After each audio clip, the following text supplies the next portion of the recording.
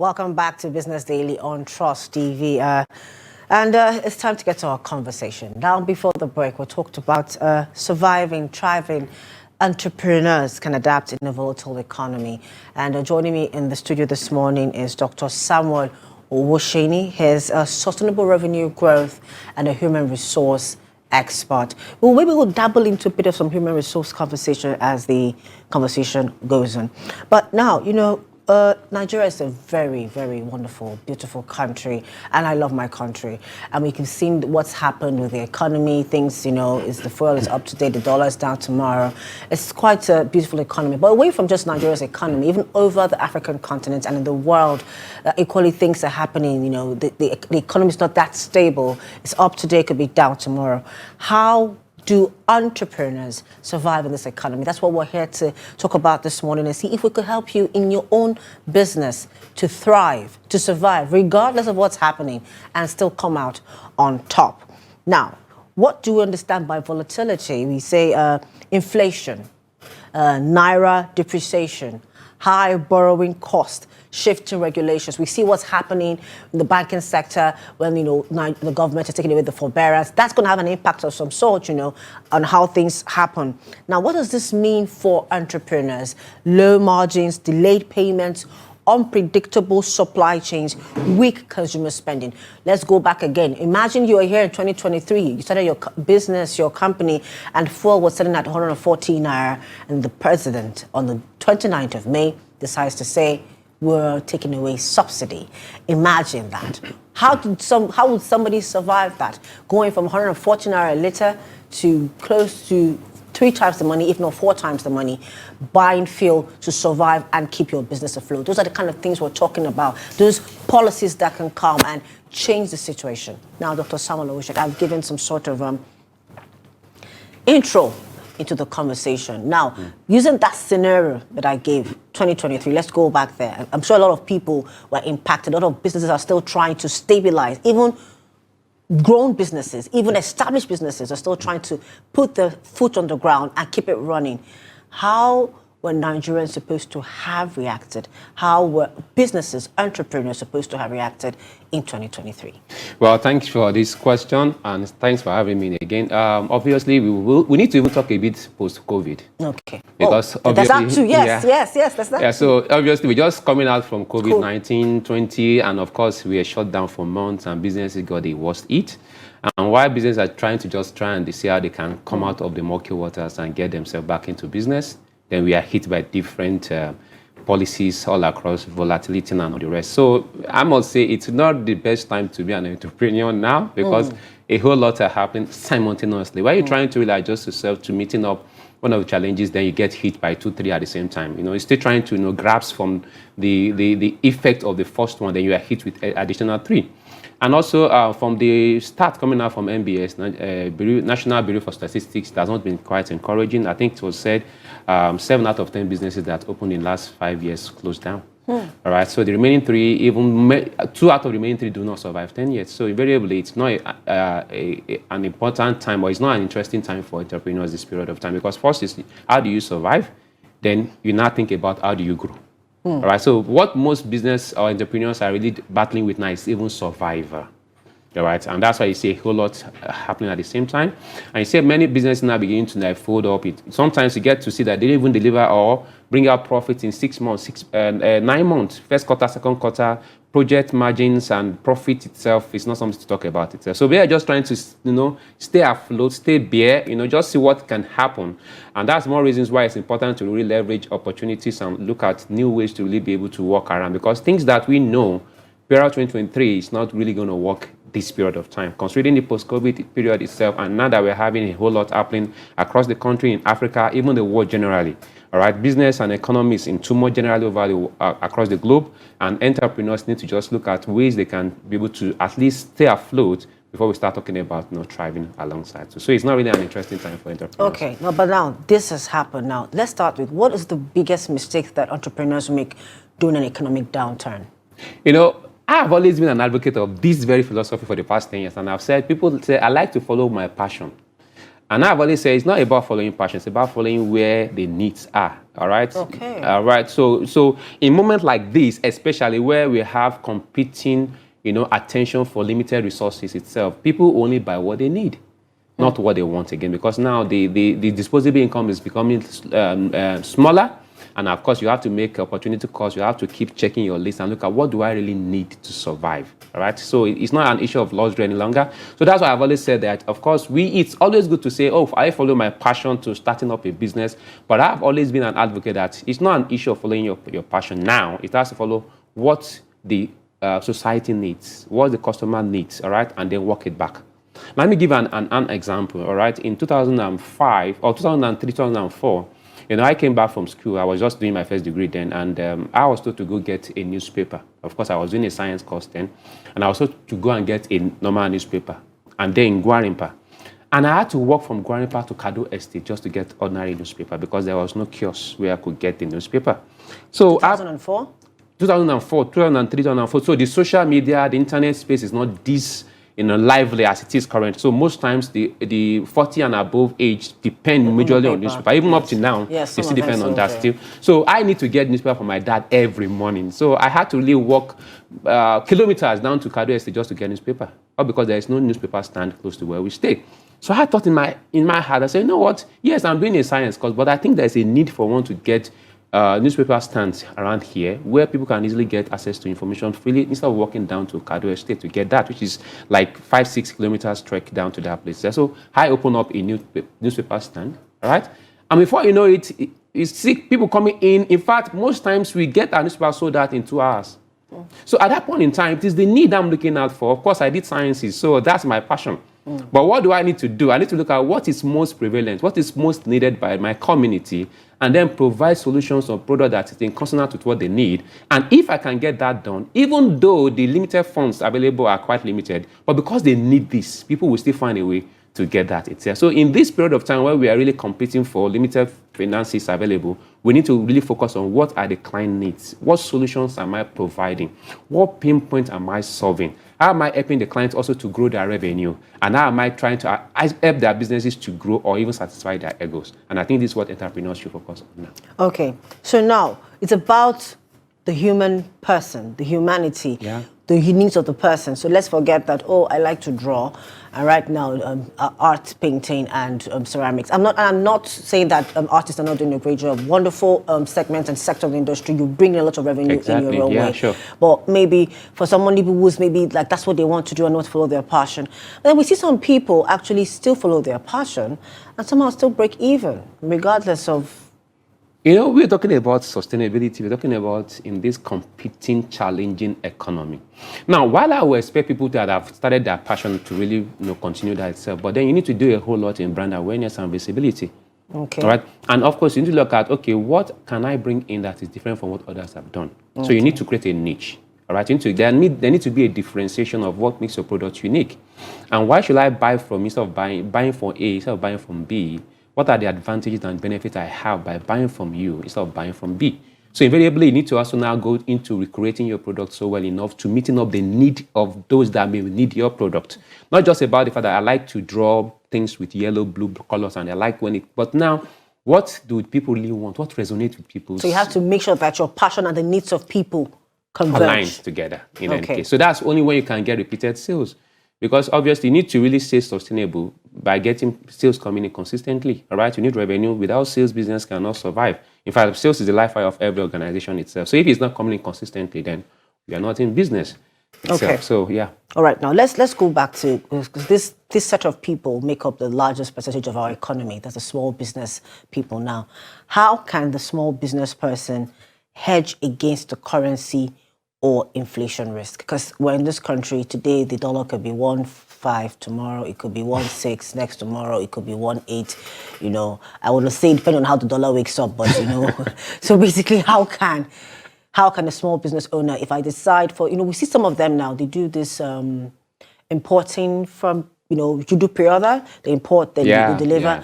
In that kind of situation where the rates could change now. Like someone like that in that kind of business, how can they hedge against the currency and inflation risk? Obviously, I have always, I was speaking to someone last week and he was saying all their projections they made first quarter, second quarter, everything's scattered because they couldn't really, meet up to all those their derivatives that they expected to bring on table.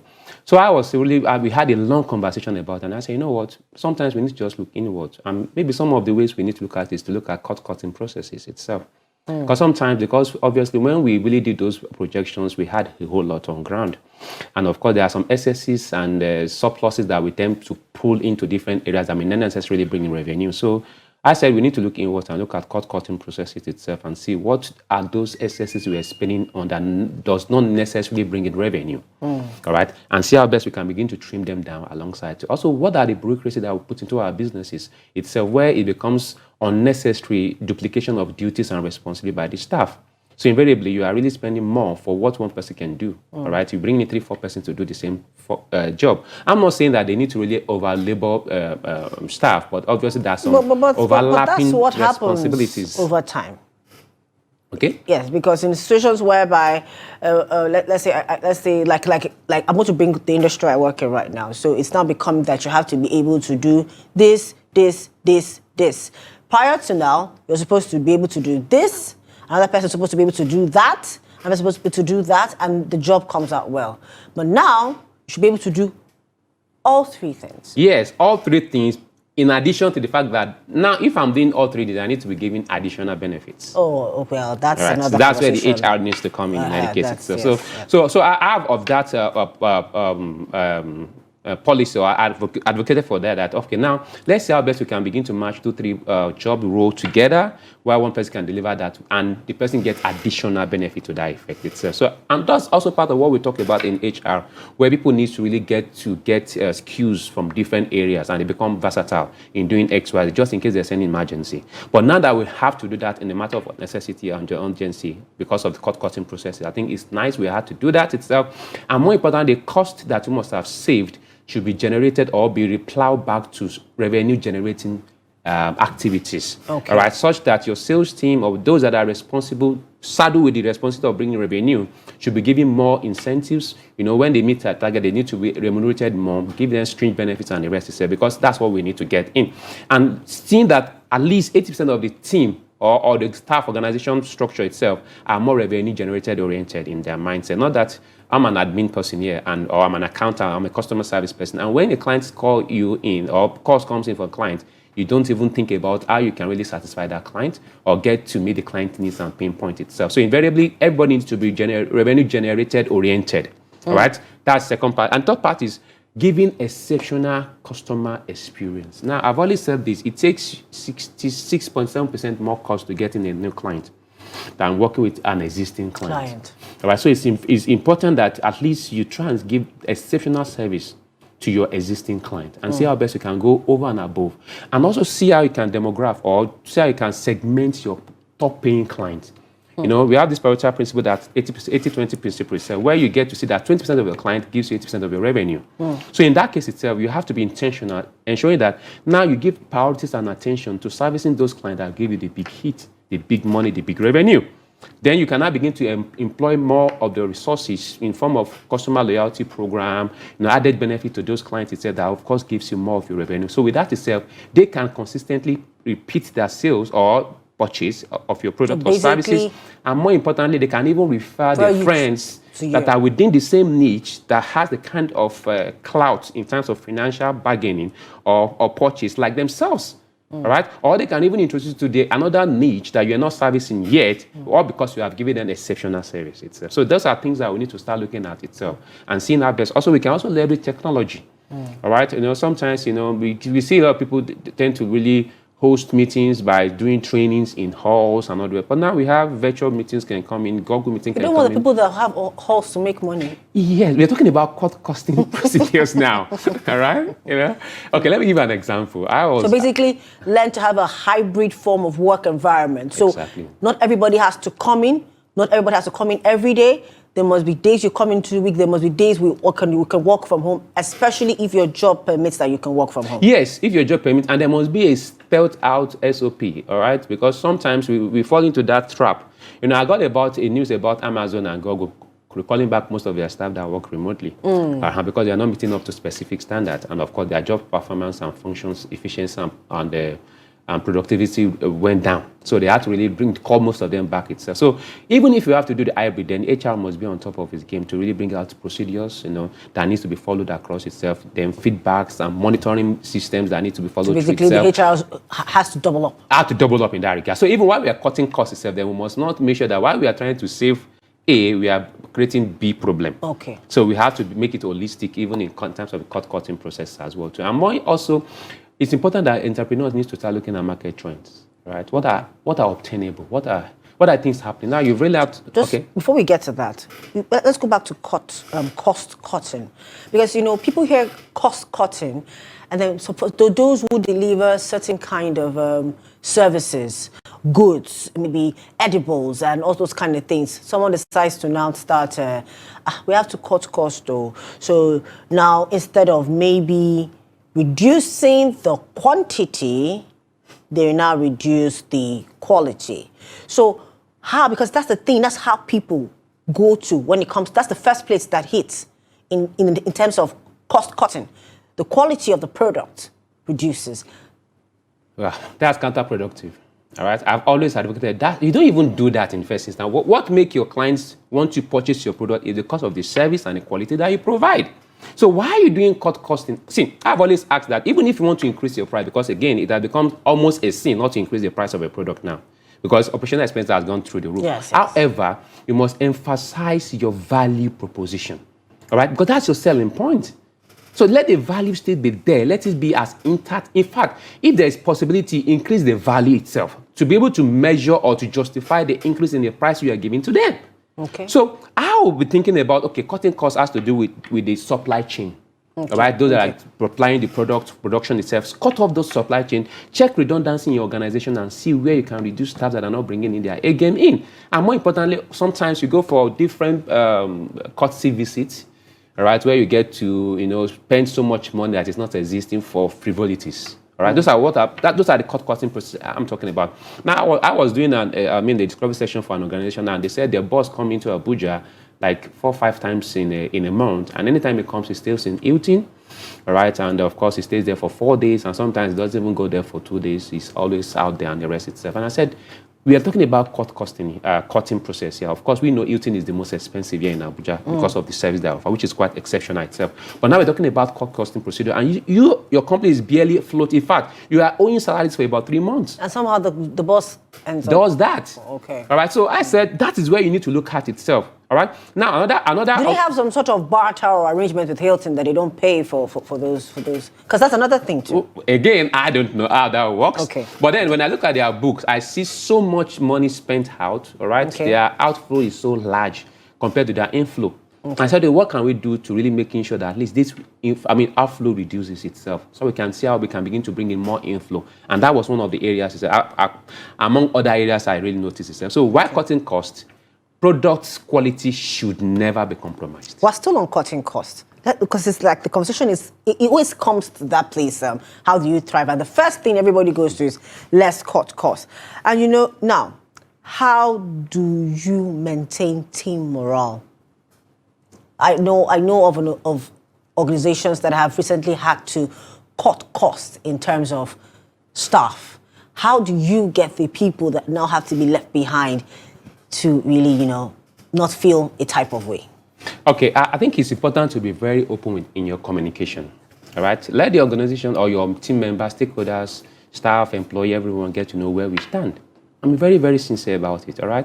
This is our revenue generation. This is our overhead. This is what we have now. Like this, we cannot maintain all what we expected.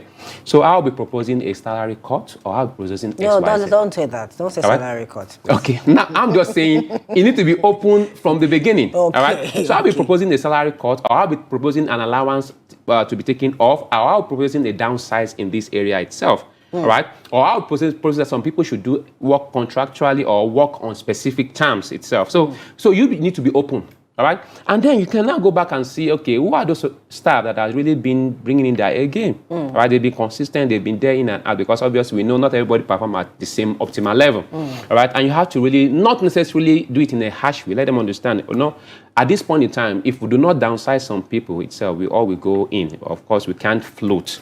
So we may just need to put you on this standby for now. All right, for your high flyers? No. Okay, I'm not high flyers. Hey, you can't touch the high flyers. I'm talking about those that, you know, have not been doing so well. Okay. All right, or you feel that their job functions are not necessarily adding up to what is expected. Maybe you brought those ones in. Like, for example, you may have maybe 4 cleaners, all right? Some will come in the morning, afternoon, night itself, and stuff like that. So we can do with 3 cleaners. What we just need to do is increase their money by 10%, all right? You know? And it's okay, fine. It makes additional sense. So why not to let do that as well? And then some of the few other excesses that comes in, you try and see how you can cut it. So be open from beginning and say, okay, this is where we are. However, for those of us that are in here, I'll be proposing XY that if we're able to meet this very target projection for the first quarter, I'm going to give XYZ bonus to everybody. All right, so you will be able to say, okay, even while we're cutting costs, we can get to do this alongside too. And more importantly, if we have to do that as well, you know, I've always said it starts from the HR process as well, because if you get the square peg in the square hole, naturally you see them performing if you give them the proper training. Okay. So it comes back to seeing, okay, who are those that are even the misfit in the first time organization, and those are the people you have to cut off from beginning in the first instance. Okay. So cutting costs. Let's move away from cutting costs. Okay. Let's come back to struggling businesses. Now, how should when? Because at times the question is, shall I shut down? Shall I keep going? I know that Nigerians have resilient spirit. Wonderful, wonderful. But at times you need to know when to just let go. And it's not just in life or relationships, but even in the business, in time to say, okay, at what point in time should a business say, I've reached the end of the rope, or I'm going to take a detour? I'm going to pivot. I'm going to go somewhere else. At what point in time? Ordinarily, I would just want to say this. I would not want to officially say on public TV that you should shut down your business. Right? I think there's always a way to go around this itself if you come back to understanding client needs. It still comes back to understanding client needs. All right, the needs are always there, to service. All right, I was reading an article the other time where it was said that Netflix almost bankrupt at some point in time. Google went ahead to sell their product to Yahoo, and even many of these other Amazon at the point in time had to use the last $5,000 he has to really fuel this thing for them to really hit big. So the big brands also have faced some situation in their life where they feel like giving up and throwing it towel. But they have to just take one last step just to see how best they can really navigate alongside. So that's where it comes into areas of possibly partnering. Right, number one, you can partner with other organizations. Everything like we saw what happened during the bank recession in 2008, the global recession where banks that merged together. It's not about competition at all time. All right, sometimes you can make strategic partnerships. All right, and where you can now focus on the areas that is core to your delivery, all right, core to your product or service. So while others take care of the other part itself, maybe it could be logistics, it could be delivery, all right, and it could even be customer service and outsource. Even in this partnership, one of the very serious examples that stands out for me most of the time is the fact that most people maybe wouldn't know, or some do, but the UBA Standard Trust Bank thing, it was actually Standard Trust Bank that I think bought over UBA, but because UBA had a name, they maintained the UBA name, but they put the Standard Trust logo. So that thing you're saying, there's actually ST. Yes, sir. Maybe most people... Yes. I used Standard Trust when I was in university. You understand? So that's one of the things that, that kind of strategy comes together. Okay, these people have more name. However, we might be able to, leverage on that. Leverage on their name, and we'll push. They might not have the capital now. We have it. Then it will make the way for us to move forward. Looking at that example itself, of course, banks does almost everything, almost the same thing. All right, I can say their product is 90% the same. All right, so if we need to really put down our ego and say, you know what, we need to survive. All right, and let's focus on what is most important. This business must survive. So let's strategically merge with those, of course, that align with our own kind of visions, goals, and the areas of responsibilities. And of course, their products are almost the same. So if all those things comes in and everybody tends to work, holistically with a clear conscience of why we need to do this, I don't see reasons why they shouldn't match. And thank God for this good example you mentioned now. UBA had the coverage, it has the reach itself, and that has the efficiency, it has the technicalities, and it has the operations itself. So they merge together, and of course, is one of the biggest brands now in Africa. Yes, actually, one of the biggest brands. So now let's go now. You are saying don't shut down. Always find a way to pivot. Always find a way to detour. Always find a way to keep yourself afloat. Now, away from revenue, because I know you said that that's the crux of every business, sales and revenue. How do you build resilience too? Because you need to be able to stand through. Because you can come into a sector and be doing quite well, but then, you know, competition is crazy. I, for one, personally don't understand why we have market lines. I see that a lot in the East. They call it electronics line, and everybody there's just an electronics. I can't fathom it. I don't understand how business is going to thrive in that area. So maybe you could explain. Yes. Well, that's a business strategy. Okay. You know, it is into two ways. We can look at it in two ways itself. Number one is sometimes you can leverage on the big brand. Okay. Maybe, for example, I don't want to mention name of any product now, but maybe one of the top 5 brands in your sector, in your industry, can try to open up a kiosk or a shop or an office beside it. Why? Because maybe the customers that may be coming around may not be able to afford the pricing of that itself. Okay. They can now say, okay, if you cannot afford that price, maybe this one can be of an alternative. So if I can provide something similar to that itself. Okay. So they leverage on that customers that couldn't be serviced by, or that the first bigger brand cannot serve. So basically, if A doesn't have this, B might have it until they... Maybe the finance that the customers are coming to give. For example, some big brands will not take business that is less than $1 million. Okay. All right. And you are just struggling. You need business that's like $1 million to really survive. So why the big brands will not be willing to take that itself, you find out that the smaller banks will be able to do that. Okay, look at it in Ejigbo. Is it Ejigbo now? Or Jibo in Lagos, all right? We have the Chisco and all these other, and you have the small vehicles that are available. Sometimes you get in there to really board your vehicle to any of the areas in the country, and you find that they said these seats are filled up, all right? So what happens? They say, okay, you know, there is one small vehicle out there, though they are safe, they can also take advantage. So they pick, you know, from the tables, from the crumbs of those big brands.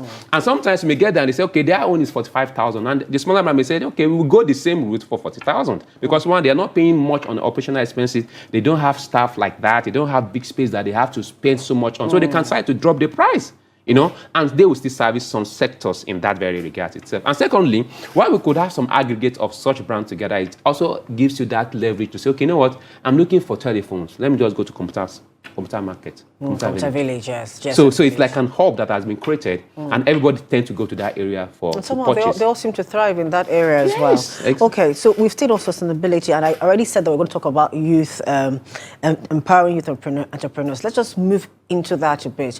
Now, we know the youth, our Nigerian population, is mostly made of young people, the 18 to 30 to 50. People now say that 50 is youth. So the 18 to some say 45. So the 18 to, let's just allow them 50. 50, yes, it's fine. So, let's make the net bigger. Youth's in business. So in case you're 45 and you still want to go into business, this is still for you. Now, what are the startup tools or platform that a young person, be it whatever age bracket they are, that wants to get into business, especially in this Nigerian climate? What can they leverage on? Oh, thanks. I think this really is quite interesting because we are in the best age ever, where there is technology everywhere and information is available. All right. So you can also obviously leverage on courses that are available. There are free online courses on Udemy, Coursera, and many of those, you know, platforms where you can learn eyes-on skills. But one of the things I always say is that when you are trying to learn some of those skills, ensure that it's delivered by individuals that are hands-on on the business and understand the demographics and the customer behavior of the areas that you intend to go into. So right? Not just theoretical. Not just theoretical. That has what's the word I want to use now? Hands-on experience. Hands-on experience. Yes. And because sometimes they may use a template that is operational in developed countries, but which will not work in Nigeria. All right. So that's why I've always said, while looking at those tools online that can be of great advantage to you, because you can get to do anything on YouTube now. Anything you can just go with, you get it on YouTube. But however, you need to ensure that the knowledge that is being passed across through these online tools are the ones that can be deployed into your current state itself. So invariably, there are online tools that they can leverage on. Secondly, they can also, you know, look out for mentorship. right? Because I get to see these days, some people feel like, the elders have failed us, we know how to do it now, internet is everywhere. But there's always that part of mentorship that needs to be considered. Because, if some A has walked through a path and he has seen failures and the rest of stuff, he can mentor you to avoid such pitfalls. And that shortens your 5-6 years that you must have wasted and of course, because they worked in that, and of course must have wasted 5-6 years trying to navigate on what worked best. But they just give you a well-detailed, solved solution into your end because you are their mentee. So they should leverage on mentorship from those that have been industry player or successful in this same kind of industry. Of course, we get to see this, leverage this kind of process, thrive well in the eastern part, where they do this apprenticeship, mentorship alongside. And you can see billionaires, especially from an area they call Inewi, right, where you get to see a whole lot of them, working on that itself. And that really helped a whole lot to bringing out the young ones that went into that apprenticeship program, and of course they become billionaires alongside. So they can leverage on that mentorship program as well too, and also join, programs or meetings and gathering of people of like minds. All right, listen and watch and be an active participant in programs that has to do with businesses itself, in line with what you want to do. We get to some of those competitive programs on TV, like the Lion Den and many of those business programs, because sometimes I sit down and listen and I get to see ideas that have been churned out by the judges to the assuming or to the upcoming entrepreneurs. And those knowledge, you can't get them even in Harvard because they are speaking from experience.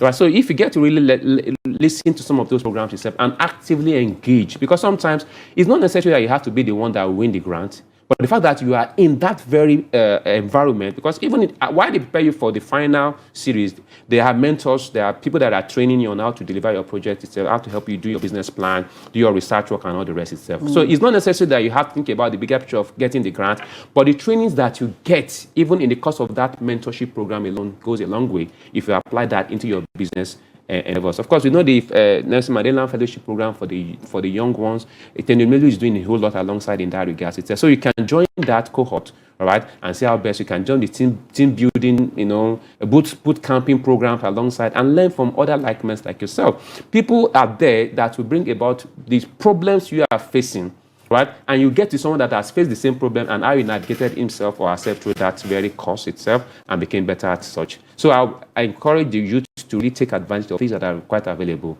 and, of course, leverage on that as well. When we come to mentorship, we see that at times it's like a one-size-fits-all kind of situation. How? Because everybody doesn't learn at the same pace, one. Everybody doesn't have the same learning abilities as well, and everybody doesn't have the same interests. So how can these mentorship programs be tailored in a way that it accommodates everybody with their different, things that work for them? Well, this may sound controversial, but again, a mentor doesn't need you. You need a mentor. So if you need a mentor, then you must be serious about what you want. And mentors are not there to serve our ego, to tell us, oh, sorry, to be fine. Fine, I understand that fact that they need to motivate alongside. But of course, you need to know what you want. A mentor is already busy. He's already engaged with several things. So if you have to spend 1 hour, 2 hours to really give his or attention to you, then you must be really, really ready to really bring out your A game and learn. So even like you said, not one approach fits all. But what I've seen, and because I'm also into mentorship program alongside, I've seen some youths that are quite entitled. All right, you call them for a free mentorship program and they ask you to still send them transportation. All right, they come in for a mentorship program and they're asking you to give them coffee and give them lunch. Yet you are the one giving them the ideas for free. You are the one making arrangements for all the environment. And yet they still complain when you're taking them longer, because obviously sometimes, we feel so passionate to wanting to go beyond some timely period. So maybe we say we close by 12 o'clock or 2 o'clock. And because of the way we get to see the engagement, we tend to stretch it to 4, 5, and the rest of them. And some of them complain already that they want to go. So you begin to wonder, who needs this in the first instance? So that's why it's important the youths get to be patient, all right, and understand their mentors such that they will be able to work in line with their programs. Of course, all mentors are not, they are successful people. And successful people means that they are quite busy and their time is valuable to them.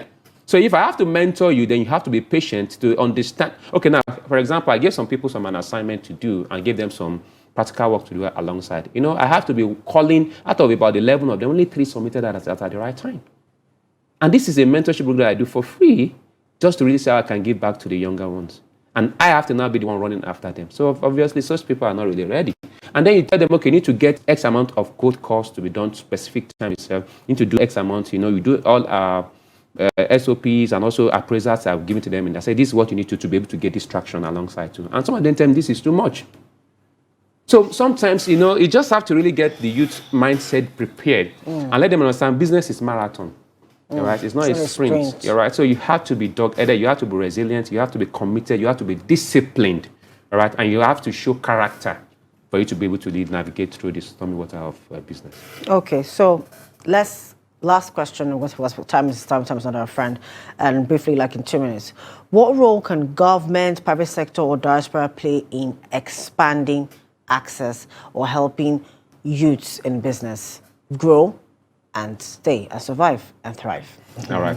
I think the government has been doing quite a lot recently. The CAC, the registration process has become seamless, and of course, it's quite easy now. To an extent, there are tax waivers that is given to some organizations that are starting some businesses. I think some businesses don't need to remit any form of tax or remittance for the first 5 years. All that takes effect from next year. Yeah. So I think those are some of the policies that will help to really make that become even much better. And I think one of the areas that I think is more important for the government to look at is the area of energy, all right, electricity and the security. All right. I understand there is access to loans already that are made available, but obviously when infrastructures are not available, you spend the same money that is being given to you to really, spend on your operational expenses.